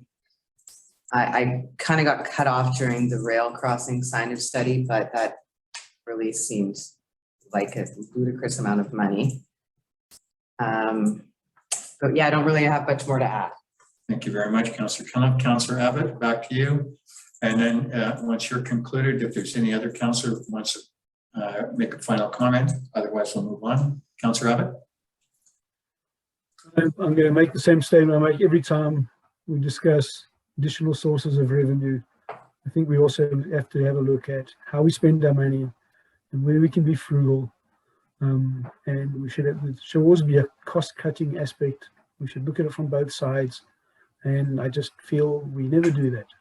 So I'm going to state that again. I don't think I'll ever get that on one of these lists, but I would certainly like to see some effort on that side.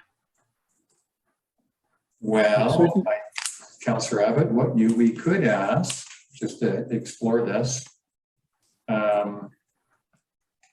is I'm going to hit my guts for this, but I'm thinking that we, just from experience, we've been doing kind of generally speaking compensation increase in general inflation.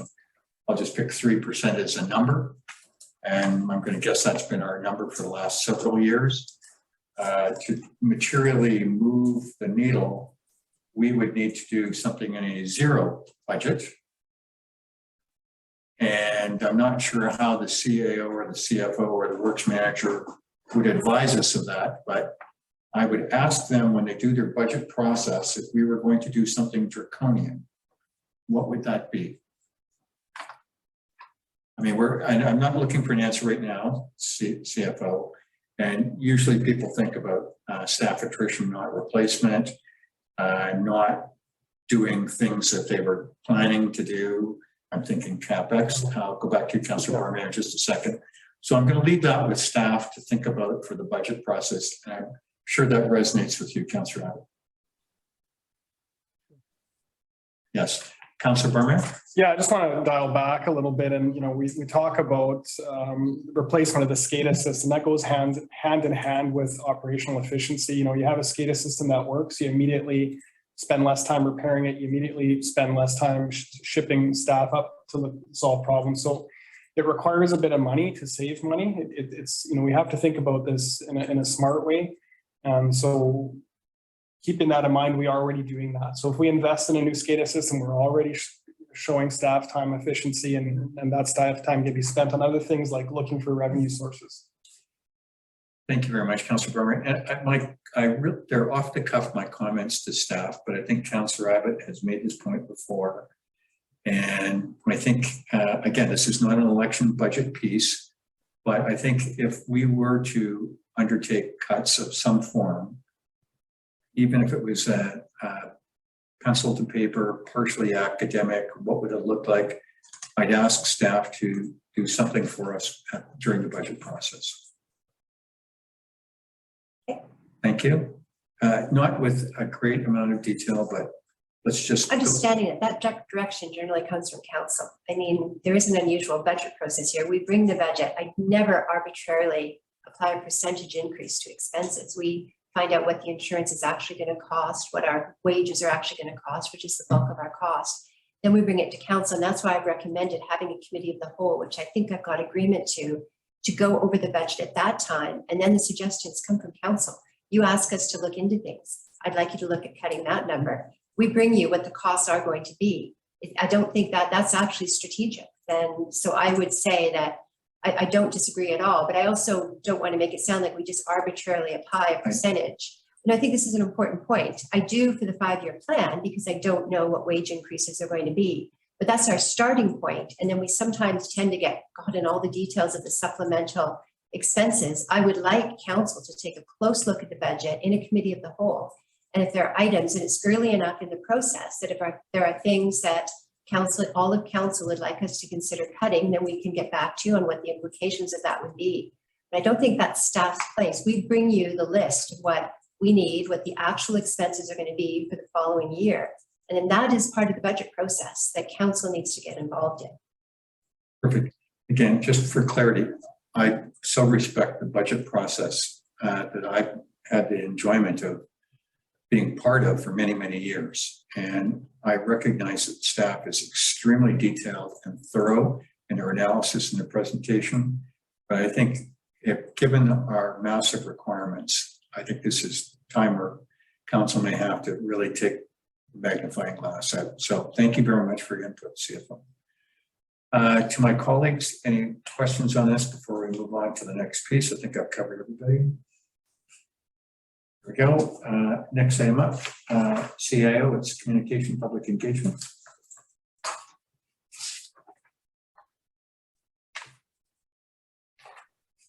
So under this category, we've got a couple of items. One is continuing to promote the website, the village update, and the use of Lyons Bay alert, and use have your say for topical issues. So that's more or less just ongoing. And then the second item was a suggestion as to whether or not council would like to revisit the implementation of a new communications platform to provide for better communications on upcoming and in progress projects. And for that, there's a report from the municipal coordinator, and that is found on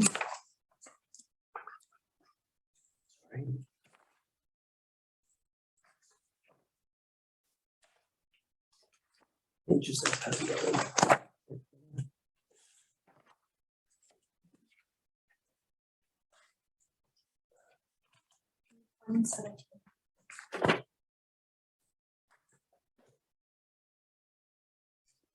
Go page 117.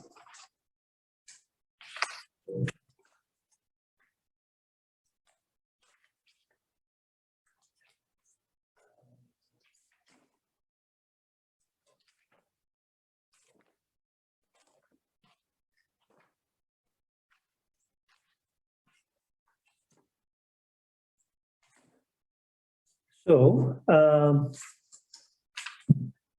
Carly, do you want to speak to this or don't need to run through it or?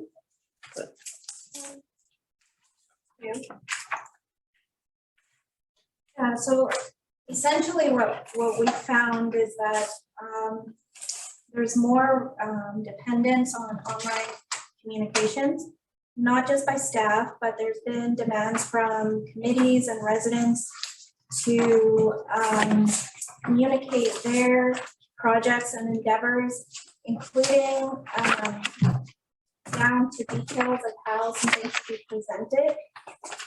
With the website, it's a bit older, and so there's limitations to what we can do on the back end of it. Ideally, websites should be updated every 5 to 10 or 5 years is the standard, but that's very costly. A website costs about $15,000 to $30,000 to implement. So we found that many municipalities have gone towards a package solution, which is Bang the Table. And Bang the Table is specifically designed for municipalities. It has a lot of features that they have developed that with the understanding of how municipalities work. So surveys, communication that is very project-based, the ability to add in users that include council if they want to monitor communications on certain topics. It can be added specifically to that project. So for example, with Have Your Say, we could have done the survey through that platform and added council as users so that they could monitor upcoming comments. So because of the reliance and the dependence on online communications, especially through COVID, we're just requiring tools that help staff be more efficient. And with the website, it does require a third party to be able to update it. It requires some knowledge of coding at times. And we want all staff to be able to have the accessibility of using online platforms. And not all staff will be trained in coding. So we're just looking for a solution that will make communications more effective. And that is one solution that is actually not that costly compared to other solutions. So that's essentially where that's at. And so the recommendation would be for the committee to council to consider or to purchase that platform.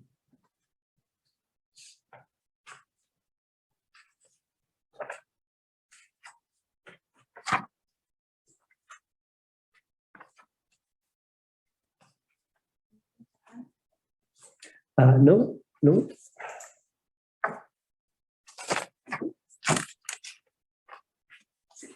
May have got a rotation in mind this time, or should I go first? Yeah, sure. You can. Let's go. Councillor Abbott, Councillor Bain, Councillor Barmeyer, Councillor Cullen. Okay. I think when this was rejected last time, two things come to mind then and come back now. The first of all, just to be clear, this will not replace the website. This does not help us with the aging website that costs $15,000 to $30,000 to do. In that meeting, we discussed and decided that the key thing out of the communications strategy was to update the website, but more from not replacing it, more from make sure it was up to date and all the information was on it. And I'm not sure how well we've done on that. And then I had a list of all sorts of things that didn't make there, and I haven't gone back to check. So that was the one thing, and I think that's where we thought staff should spend the time, because the website's clearly through the website where the vast majority of people get their information. The other thing that came to mind to me in that discussion, or I recall from that discussion, was the concern that this online platform is going to suck in additional time. I still battle to understand, or it's not, no one, I don't see anyone demonstrating to me this is going to make staff more efficient. I just think it's going to be something else that needs to be monitored, that's going to record, monitored and managed, and is going to record additional staff time. That was my biggest concern then, and it still is now. In both the report we got then and we got now, I'm just not seeing anyone demonstrate that to me.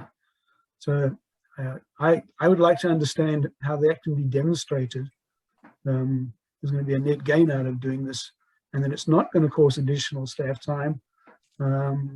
We, albeit old technology and clunky, we are pretty efficient at engaging our public. We've proven that in the last year or so, with almost with more than half of the registered voters participating. So I'll leave those thoughts there and hear others' thoughts, but that's where my mind stays on this one. Councillor Bain, thank you very much, Councillor Abbott. Well, I would echo some of the things that Councillor Abbott has mentioned. I think on page 119 of 158, it's got, in addition, consideration should be provided for increasing dependency on technology due to changing nature of work and impacts from major events. This will likely increase the need for hardware, software, including software as a service and cloud computing. It just strikes me something like this is it's just the beginning of a cash flow from this, and we're already struggling to pay for our infrastructure and other odds and ends. And I agree. I think just it's going to take more staff time to moderate with subscribers. And I see also, like other social media giants around there, there's somewhere here.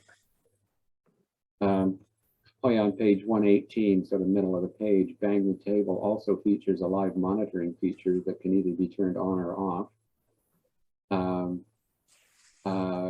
And that says there's a policy to determine what is acceptable, which is in line with what current media platforms depend on.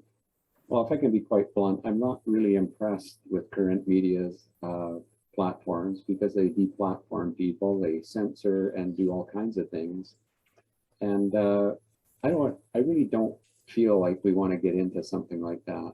And if we're going to set up something where people are free to speak openly, I recognize we are taking on a liability if we publish it, so we don't want to do that. So why take an extra risk? I don't know. I'm just totally not in favor of this at all. I'm sorry.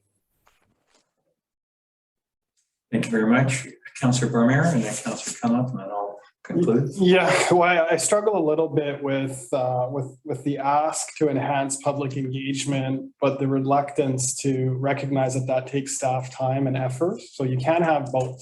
So if you want increased public engagement, you have to provide a tool or resources or some way to facilitate that enhanced public engagement. I think generally, as much as we want to not have it true, social media and internet is the most widely used platform for people to do their research, get their news, whether it's Lyons Bay website, whether it's Facebook, whatever it happens to be. We just have to come to terms with that. The world is moving on, and these social media platforms and these internet tools are the way that people communicate. I am by no means an IT expert, so whether it's Bang the Table or whatever other widget it is, I can't really weigh in on that as a technical person. That's not my, that's not my area of expertise. But for $5,000 to add some functionality and enhance public engagement, get feedback on projects, provide status updates, I think it's a reasonable step. I wasn't aware we were voting on anything today, so I have to be honest. Yeah, so to receive this for information, I'm absolutely I'm impressed with the report, and I think it's, if we got to ask ourselves the bigger question: what is increased public engagement worth to us? Is it $5,000? Is it $10,000? Is it $200? Maybe we start there and set a budget for for what we're willing to spend for enhanced public engagement, and then kind of work backwards from there. Thank you very much. Councillor Cuniff.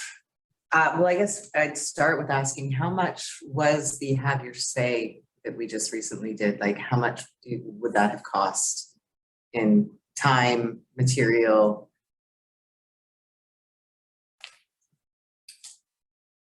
Well, I'm not sure what Councillor Abbott charges for his time, but Priceless is the answer, of course.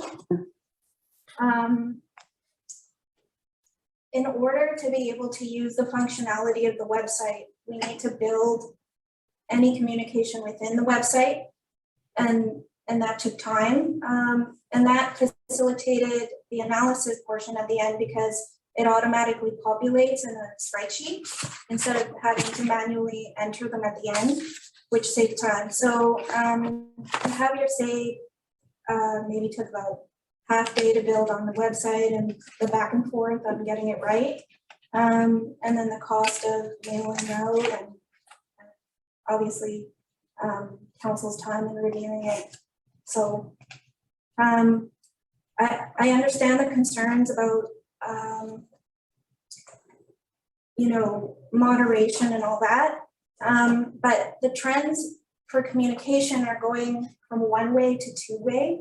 And that is what is the trends out there. More people are using social media. And so this platform would facilitate that, but in like a municipally focused manner, as opposed to social media, which is a free-for-all. We don't have a Facebook account. We've been asked multiple times to communicate through Facebook, but that is, I would argue, beyond the capacity because that's a whole other ballgame. So this is a happy medium to that solution. Thank you, Carla. Yeah, I have to say, I mean, I am not a techie person. I'm not on social media. But I understand that I'm the minority. So I believe this is where we're going. And if would this platform have been beneficial instead of, it would have made your life easier and it would have made it simpler to conduct and moving forward in the future with if we want to engage more frequently, then.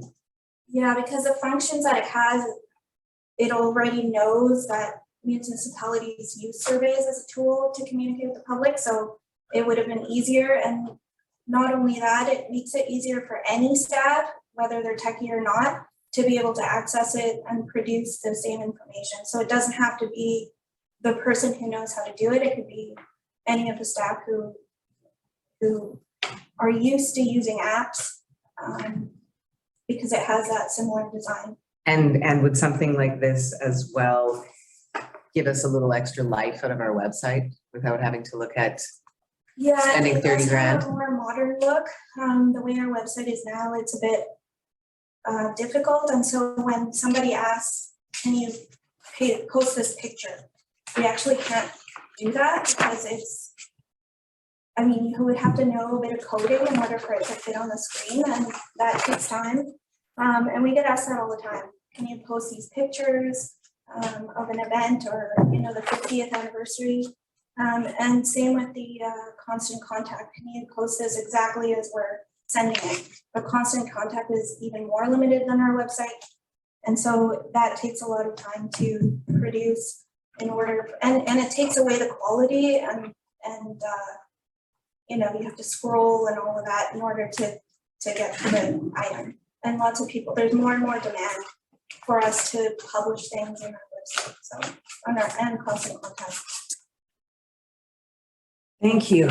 Yeah, I guess I see that $2,500 a year after the initial $5,000 seems like it's really not much of an investment if it's going to make engagement more readily available, and it sounds like staff time would be saved from it. So I think it's still worth being on the table to discuss.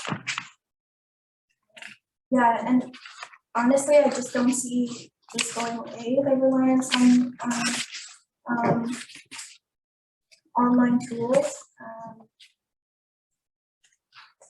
I think it's the trends towards that way. So I can't even see my kids' report cards. I was doing it online. Now they don't send them home in paper anymore, so, The ultimate bellwether. yeah. There you You go. can't hide them. That's right. All right. Are you, any more comments, Councillor Connell? No, thank you, very much. Carl. Thank you very much, staff. And I hate to show my age with this next comment, but I'm looking on the page, which is not numbered, but it's the communication survey results. It's about half. And the one page, firstly, the big pie chart shows 85% of the number of people that do contact the village do it less than once a month. So not very many people communicate with us. And the other pieces are insignificant. And even as I look at the gallery who's here today, and I realize that everybody's having their bowl of soup now, you know, there's a couple of regulars, there's some new folks that are on, that's great. But then I flip to the other chart and I like how often, or how do I initiate communication with the village? 41% of our population goes right in the front door. 59% calls the office. So I'm presuming that our service quality is pretty top notch. And then the other piece is I send an email to the village office and then kind of split 31-24 as I write the mayor and write the council. And my sense is that we're pretty effective with our communications on ongoing stuff. Not everybody gets the answer they want, but they get an answer as best they can. And I'm kind of the view that our council, I believe Councillor Abbott was, is if I look past over the last few years, what have our major have your says or public input been? It's to do the rural urban, the wood burning piece, and I think before that was the beach park. And I can't think of one past that. So our major engagement with the community is generally few and far between and quite effective. So I'm thinking, well, this may be the trend of the future. I think we're just fine as we sit now. But again, this is a staff input suggestion, so I think this is going to appear again. There we go. Comments, coordinator? Yeah, I guess totally agree with what you're saying. The results show that it is very few and far between, but if you want to increase it, then this would help. So it's up to council whether they want to increase engagement and use a tool in order to help that, or if remain status quo. It could be that some of the reasons that people don't communicate with us is because of the platform that we do offer, which is at this time the website and constant contact and email responses to that. So it wouldn't hurt to try a different way, but I do understand what you're saying. Okay, thank you very Can I much. ask a quick follow-up question? Is there any way to like have a test run? Yeah, when I have to double check, but that came to mind, and so it's good that this will come at the next meeting. Yeah, if there was a way to do a pilot project, to see what the response was, that might give us some more information. For the councillors who are not here, I actually can say I'm reading the room and I'm seeing nods, which is quite unusual in Zoom. So I think if I'm going to give staff a glimmer of hope, that was it on this one. So I'm going to suggest that staff take this one back. Think what your overture would be to council back again, and either come through budget or another format. If that's fine with the councillors, then I'll give everybody last chance for a word. Otherwise, I'll ask the CIO to move on. It looks like we're good. CIO? We're ahead of schedule, it looks. Yeah, we are. So, question is, what would you like to do next? Happy to go in camera. Are we there yet? Not sure that that might best be saved for tomorrow night. I'm trying to use the time here. Yeah. If we do the in-camera, then that's doesn't involve the public. So Yeah, actually, well, we could do that. and then we could conclude our agenda tomorrow night. Yeah, well, that might be the best way to go.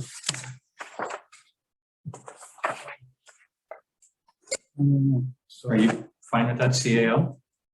Yeah, I'd be fine with that if that's what you would like to do. Okay, thank you. I'll touch base with the counselors. So counselors, we're a bit ahead of schedule. Counselor Bromere, so we're a bit ahead of schedule, so I propose that we conclude with the gallery. And we'll go in camera, which we would have done tomorrow night, but we'll jump the gun and do that, and then we'll carry on with the agenda tomorrow night for the public piece. And is that fine with you, Councillor Abbott? Yeah, I think that's okay. The website, the village website had in camera after both meetings, so we're not doing anything changed dramatically, I guess. Thank you. And I think it would be better in case residents plan to come tomorrow night for a subject matter. Yeah. You'd like them to be able to come at the right time.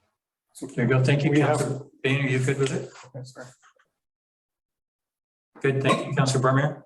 I just want to make sure we're going back to public before we close. If there's anything to report out, but Well, No, public participation.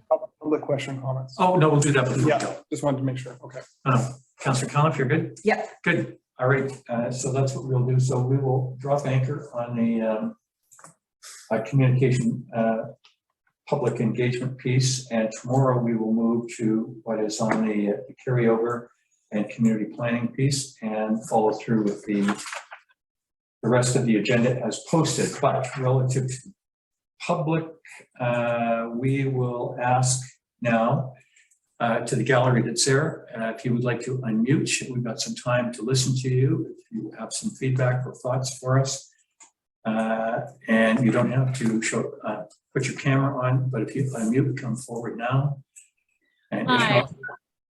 Mayor Broughton, you're live. You've got the floor. Thank you. Because I had the agenda up, I can't see any of you at this point. I don't know if you can see me, but I just have a couple of comments. One regarding the road closure, pardon me, for the Kelvin Grove parking lot. As you know, I'm just iterating my opposition to that. Having seen safe parking, I really empathize with all of the calls that staff may receive on that. And my heart goes out to those residents. They did purchase after the parking lot was already in existence. Nonetheless, my heart goes out. But that parking lot is an essential service for the village of Lyons today. And building a parking lot underground would be extremely expensive. The design of the Lyons Bay Connector, a year ago when this was discussed, it was concluded that the people on Lyons Bay Avenue would be invited to input on that design, and that has not occurred. I just wanted to highlight that for you. And regarding the bang the table, I think that it's always very challenging to get feedback. That's what was so exciting about the survey that just came in. Because it's not that people aren't interested, it's that they're so engaged in their personal lives. And I know each of you is aware of that.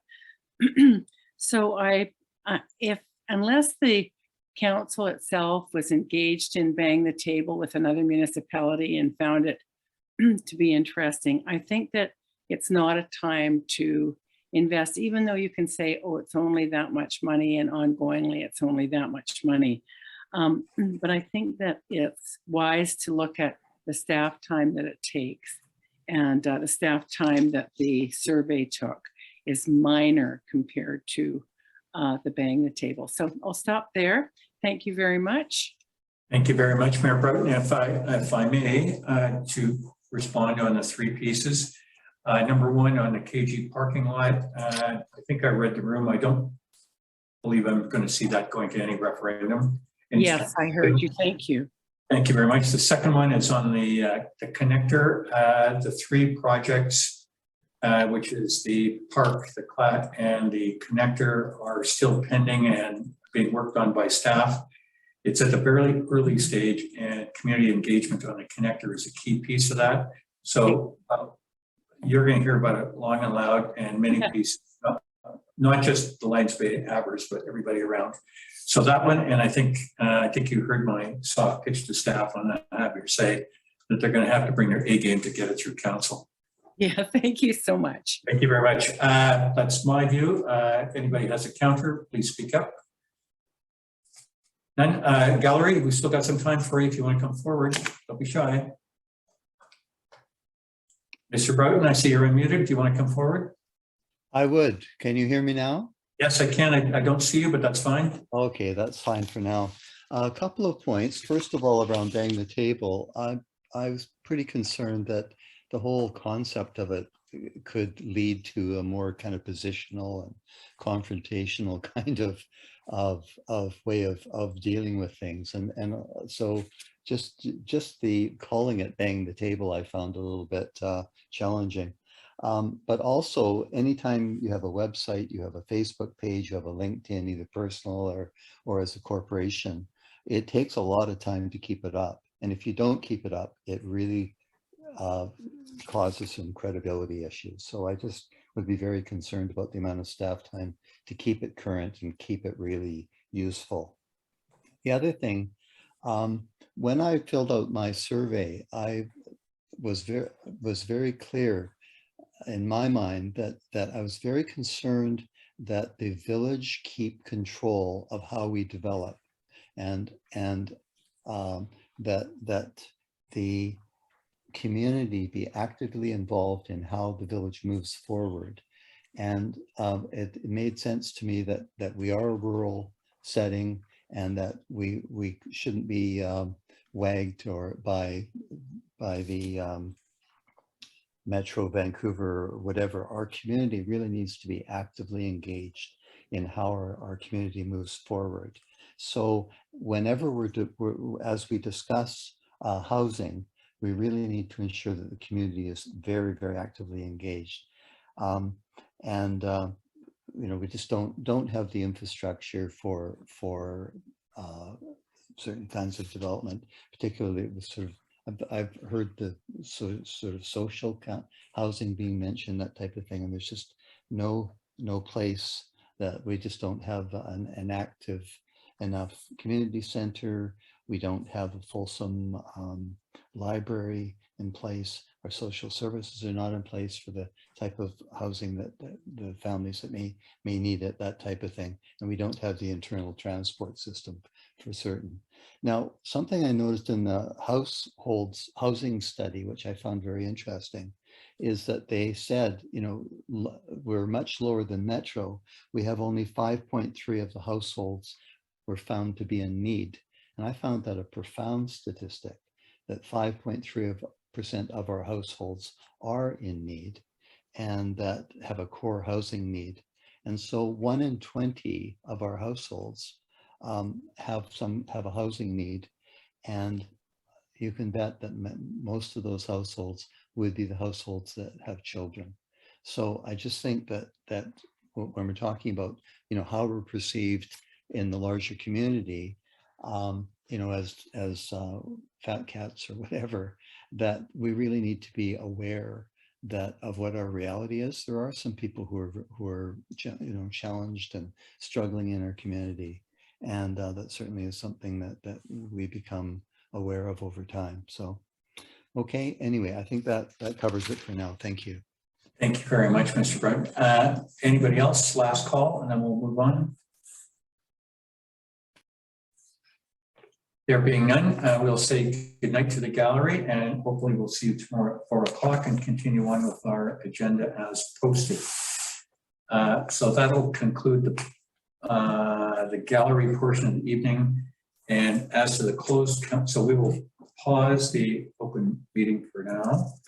And I'm putting forward the motion to go to the closed council meeting, and the proposed topics for discussion in the absence of the public will be disposition of assets, proposed services, labor relations, such other strategic matters as council considers could reasonably expected to harm the interests of the municipality if they were discussed in public.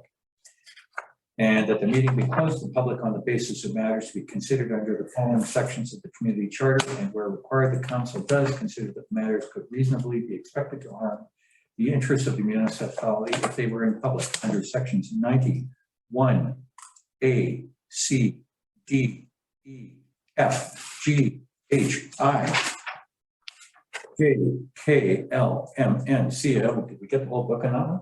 Not quite. Not quite, pretty close though. I will put forward that motion, and that council does not anticipate reconvening the open meeting for any purpose other than to adjourn the meeting generally and report out if applicable. I'll put that forward as our motion to go forward into public. Can I have a second, please? Thank you, Councilor Barmier. Councilor Zane, discussion, if you concur, please say yes. Those opposed, no. Yes. Carried, and we will pause for a minute and say goodnight to the public, and we will go into closed. So the councilors will stay on the link. Carla? Thank you. It's 7:25 and council's come out of the closed session, which we left for tomorrow until 7 o'clock. And we are reopening the public session at 7:25. There's nothing to report out. And I will put forward a motion to stop this meeting now and open it again tomorrow at 4 o'clock on December 1st. Thank you, Jamie. All those in favor, yes, thank you, everybody. And so while the meeting stays open until tomorrow, we will say good night to everybody. Good night, everybody. Good night.